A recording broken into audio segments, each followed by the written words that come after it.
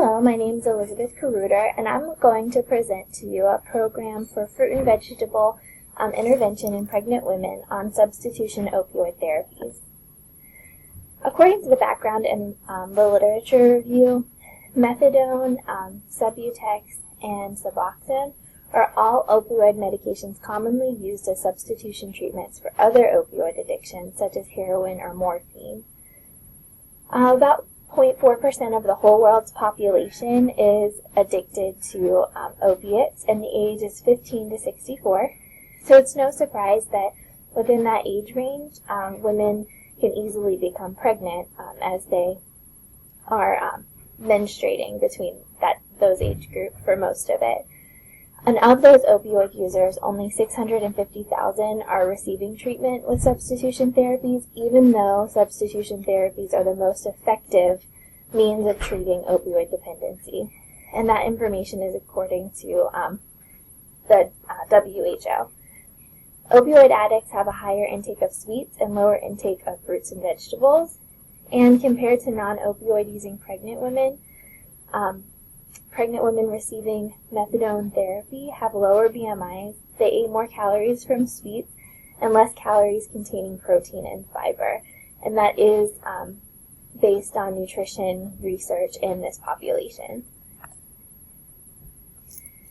Pregnant women using non-substitution opioids have a greater risk of birth complications, including preterm birth, low birth weight, and smaller head circumference, and newborn withdrawal symptoms. So if they are not on a substitution therapy, but just using a regular opiate. I'll be there.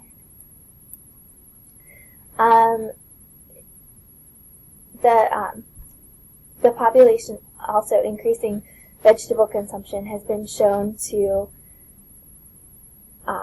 decrease the risk of infants born for small for gestational age. And according to TIP series on pregnant substance abusing women, single parenthood is very common. They're frequently unemployed. They're at risk of homelessness, and they usually have a very unstable home environment. So they move around from couch to couch with a friend or grandparent or with a significant other, but usually it's not permanent. They lack transportation and frequently lack childcare or daycare for other children. And they have additional therapeutic needs for past incidences such as abuse or medical needs. Unfortunately, they usually come from a rough background, meaning that they've had exposure to very devastating things in their lives. So for our intervention, we're going to use the trans-theoretical model. It's ideal for patients with addiction problems because it's a constant cycle, and you can go through each stage of the cycle at their own pace. The processes of change within the trans-theoretical model include dramatic relief. We'll be educating women on the negative outcomes associated with poor nutrition during pregnancy. Inspiration, the other group members who've started to make healthy decisions will inspire the other ladies to want to do the same thing. Self-reevaluation is having the individual to imagine herself with a happy, healthy baby and see how it makes her feel and the positivity that comes along with that. Environmental evaluation is recognizing the influence of the positive behavior of healthy eating on those around these women. So that could include other children, people at home, but then of course the healthy baby. And then reinforcement management. Add cues to eat more fruits and vegetables while removing the temptation to eat more cakes and drink more soda. And then the decisional balance is always trying to tip the scale to get these women to see more of the pros of eating fruits and vegetables and fewer of the cons or barriers. So we're tipping the scale in favor of behavior change to help them move through the stages of change effectively. And then we want to build up their confidence and self-efficacy by continuing to support them to eat healthier, even when they're no longer in the program. So we want to make sure that they have the resources, and we're going to supply them with the binder to make sure that they have that once they're done with the program. And then helping them to reduce temptation. So again, reducing the cues that they have around them for eating the unhealthy snacks and drinking the soda while putting the things in front of them that are healthier, like fruits and vegetables. We're also going to utilize the social marketing theory, again focusing on the behavior of increasing fruits and vegetables and utilizing the emotional appeal of pregnant women. So they want to be good mothers. They want to make sure that they have healthy children. So this is going to weigh on the behavior itself. And then we want to prioritize the benefits to women enrolled in the treatment clinic. So again, continue to tip the scale. Talk about the pros and the cons and how eating more fruits and vegetables is going to help the outcomes of their babies.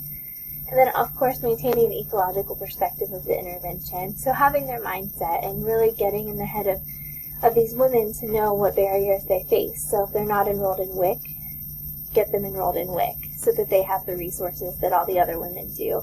If they have an unsafe home situation, not very supportive, and they don't even have a means to get their next meal, then we need to make sure that we're available to address that as well.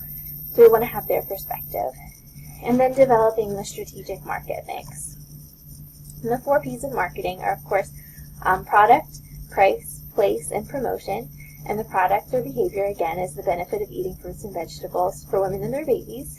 The price, WIC availability can deal with the physical price because they can provide checks to these women so that they can access fruits and vegetables. And the benefits can entirely outweigh the negatives of continuing without whenever this is something that they can add for free. And then, of course, we're going to offer an incentive of a $5 check to these women for each session for produce at the grocery store. And then place, the treatment clinics are an effective location to implement other interventions like healthy nutrition classes and activities. They're convenient because these women have to go there every morning, Monday through Friday, to get their medication. So they're already there, and transportation is a problem, as we considered before with our population. So if they're already there, the likelihood of them participating is much higher than if we would do it at another location. And then promotion. We're going to distribute flyers throughout the community with the WIC office and public health office, local shelters, the OBGYN offices, and then the Cumberland Treatment Center website. And the hypothesis is that pregnant women in Cumberland, Maryland, on methadone, Suboxone, Subutex therapy will consume at least 2 additional servings of fruits and vegetables daily over a 6-week nutrition education and activity intervention compared to women in the control group. So our target population, pregnant women between 18 years and older. Women under 18 can't attend the clinic, it's just part of their policy. Participants must be between 8 and 34 weeks gestation. They must attend a group session for 6 weeks, and each group will have 8 to 10 women participating. Women that will be excluded from the group are those who are planning to abort pregnancy or those who are planning to put their child up for adoption. And then our control group will have the 6 weekly sessions that are required for all mothers receiving substitution therapy. So each week they'll discuss something different. Week 1, substitution therapy and pregnancy. Week 2, labor and delivery. A nurse from the hospital will come and talk to them.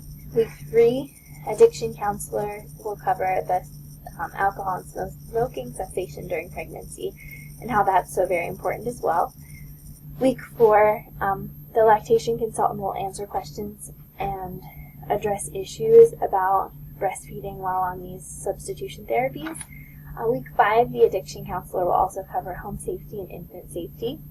Week 6, the dietitian will discuss the nutritional needs during pregnancy and the increased risk for micronutrient deficiencies like vitamin B12 and the B vitamin or B6. And then we'll address ways that these women can prevent those micronutrient deficiencies.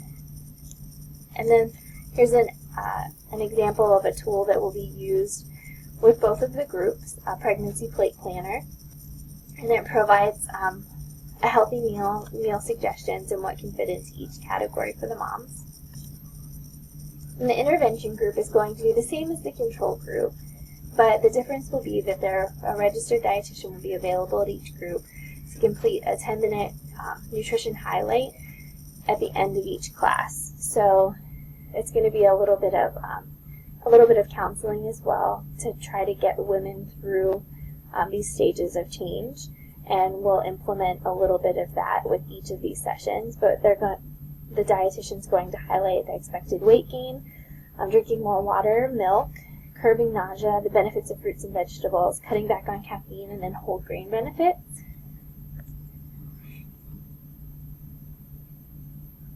And then in addition to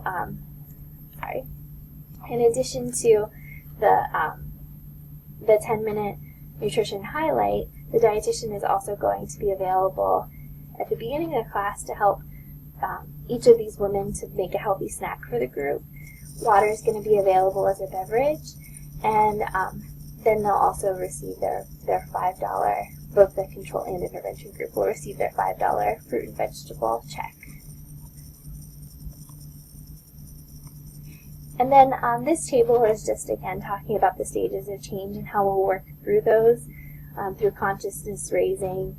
It's going to be an effort on the part of the addiction counselor and the dietitian, and it's really a lot of education and counseling with these women, role-playing, so that they can really see the benefits of eating fruits and vegetables and healthy behavior during pregnancy. And then again, the positives of eating more fruits and vegetables compared to the negatives associated with not making any behavior change. So as I had said before, the healthy snacks are going to be available. Women will make them with the dietitian at the beginning. And the snacks will include recipes that can be made through the ingredients that are available on WIC checks. So one of the examples is apples with peanut butter, or carrots and cucumbers with a homemade Greek yogurt dressing, grapes and cheese cubes, just really basic things, ants on a log with celery, peanut butter, and raisins, yogurt smoothies with frozen fruit and milk, and frozen bananas with peanut butter. And the sample size is going to be all women attending the Cumberland Treatment Center, as it's a requirement to attend some type of education series while pregnant there. And we must have at least 6 participants to be enrolled in the program based on the online estimator calculator. And that's using a control mean of 0.5 and intervention mean of 2.5, with about 2 standard deviations between.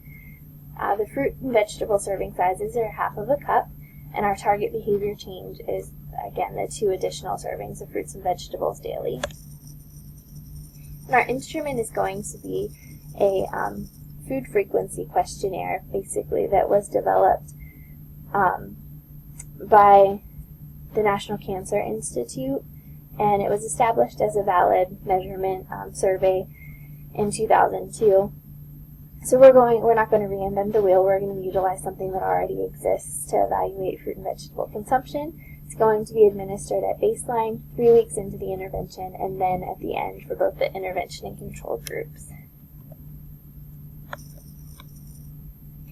Then the analysis plan is going to utilize the demographic information, the changes in fruit intake and the changes of vegetable intake, and determine what is statistically significant. Was the WIC check or WIC participants, were they more likely to consume fruits and vegetables? Was just the $5 check to the control group that they received as an incentive for produce, was that enough to increase consumption of fruits and vegetables? So these are the things that we'll look into. And of course, taking into account the age, race, WIC participation, level of education will also be taken into consideration. And then for budget and justification, just have there the incentive, the counselor, the registered dietitian, binders, and food cost to total about $4,240. And then sustainability.